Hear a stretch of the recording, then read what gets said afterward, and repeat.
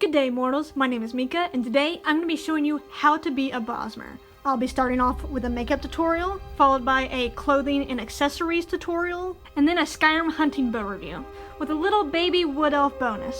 So, let's get started. So to start off, I am putting on these wood elf ears from Madhouse FX Studio on Etsy. Link will be in the description below. And I am using spirit gum to put them on my ears.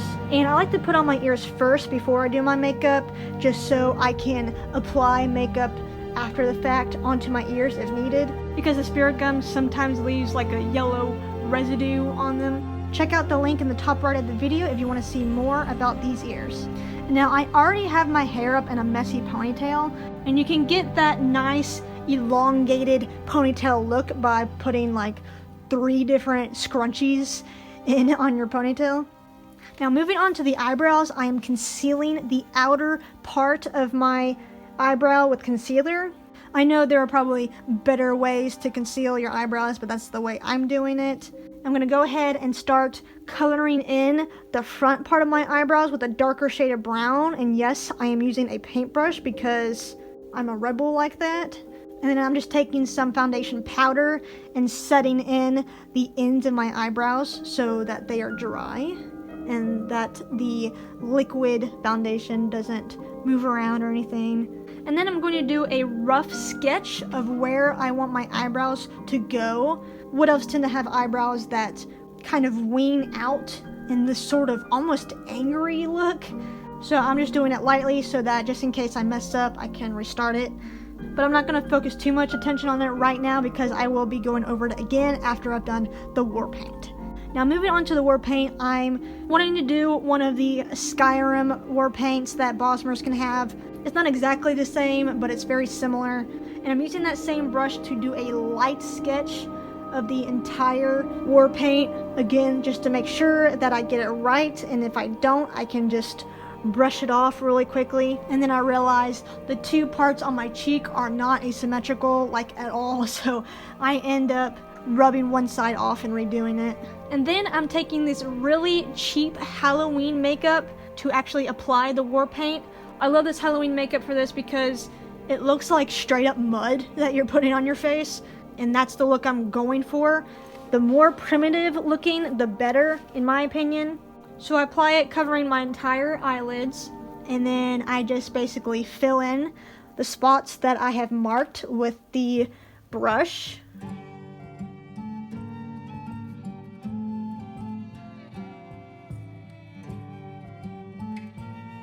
And then towards the bottom, I put 3 little dots. I think the Skyrim war paint technically has like 2 dots, but I like 3 dots, so whatever. It doesn't really matter. And then I'm taking the black color from this Halloween palette, if that's what you can call it. And I'm completely covering my eyelids to make my eyes really pop. And I'm going to give it kind of a winged look to it. And then I'm going to go over the entire war paint, basically patting it in like dots, kind of, just to give it some texture and a more muddy look to it. Like I said, the more primitive and muddy and dirty the look is, the better.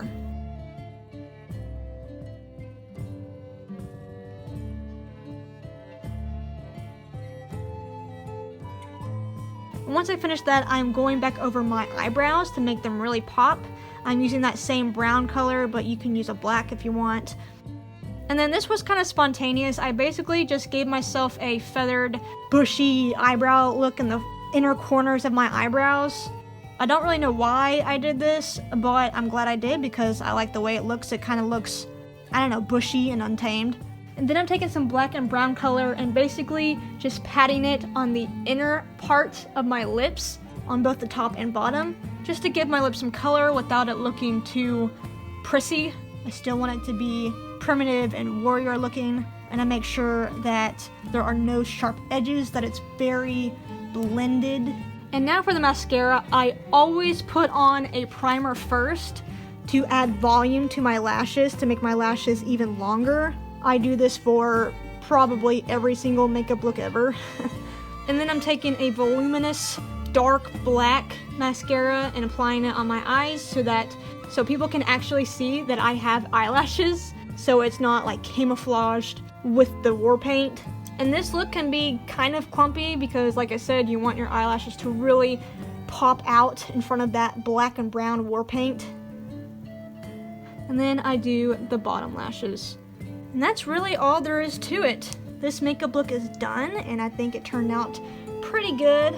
Oh, and if you have orange contacts, that would be like the icing on the cake. I have orange contacts, but I'm not gonna wear them because they are very expired.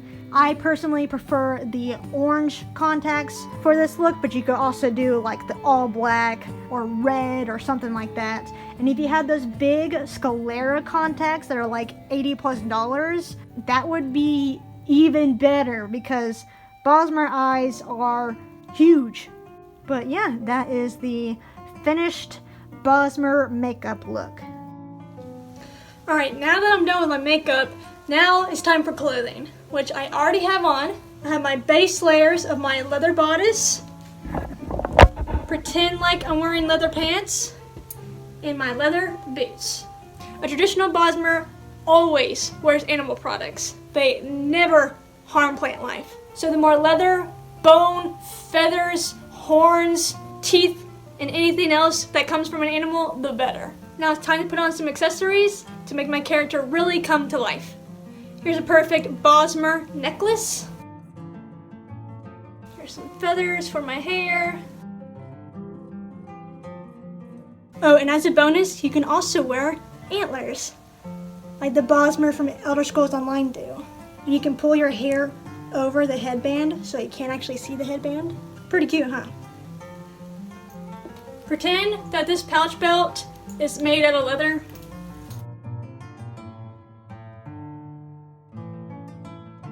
I'm gonna put on this stone knife with the leather frog on it.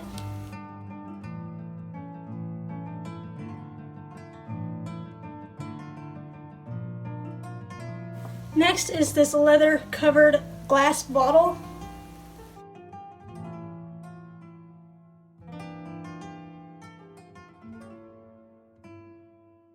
Next I have this leather quiver that I spray painted because it was originally black. I'll eventually get a way better looking quiver. Here are some arrows. Then I'm going to put on this beautiful leather and turtle shell pouch.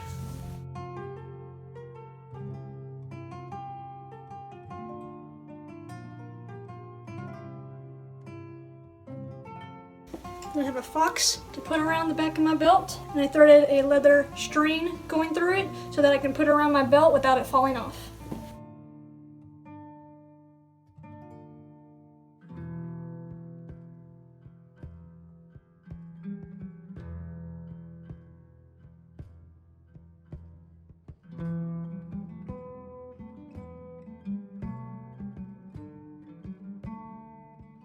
Alright, then last but not least, you need your skooma.